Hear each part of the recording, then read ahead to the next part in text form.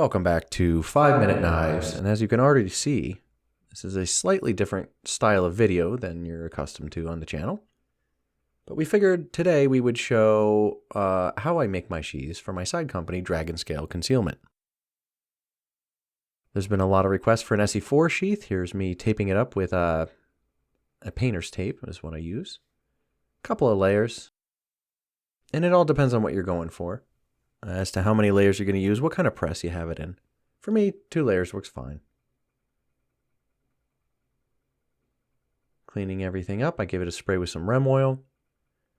Checking in the oven, my Kydex, generally to about 360 degrees. I'm using a heating pad on the foam to keep it warm. Kydex is done. First piece down, rem oil.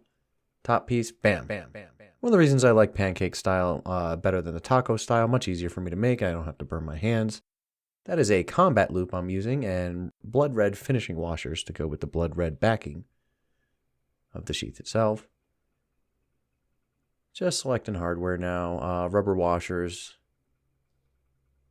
and just cutting them to size. My cat is approving the hardware. And here we are, out of the press. Boom, boom, she's got to cool down, wipe the oil off. And that red and that desert tan for this one just looks so sharp. I use an old large tech lock as my mounting template. And then an impact gun works fine. Impact drill works fine for me. Bore out all the holes here for the combat loop. Identical to a tech lock, just easier to open. And now I try to keep the design fairly simple. Straight lines at first, roughly averaging the shape of the eyelets. I pop her out, but she's still connected. And then over to the scroll saw. I know what you're thinking. Why doesn't he have a bandsaw? Soon I shall pick up a bandsaw. But this works just fine for now. And over to the flat grinder. Again, Kydex isn't very demanding on your sanding belts and saws and stuff, so you can actually go with some really cheap equipment and get fine results.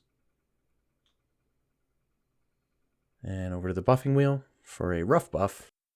And then we're going to hit the green wheel as a more finishing polish look. And then I also hand sand things at the end.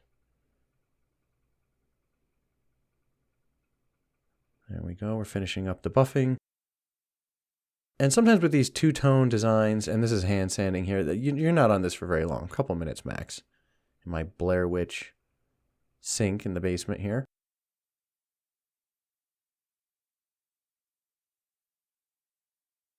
And just countersinking all the holes, including a drainage hole there. It's important to countersink it on both sides, otherwise sediment could build up on the inside. And it would defeat the purpose of a drainage hole. I think I use a 1/32 on that. I forget what I use, which drill. Now we're over to the arbor press. And I put black rivets in this one, 1/4 inch. But afterwards I was thinking maybe I should have used brass. I don't know. Sometimes I like brass. This black on the eyelets can wear off over time. And then it just looks brass. So you may end up with brass in the long run. On the heat gun, adjusting the fitment and retention to my liking. Notice it has a specialized tip on the end. Really helps you direct the heat. And then here we are. Final oil, hardware in, and then bam. Here's what I want to tell you guys. This is a giveaway.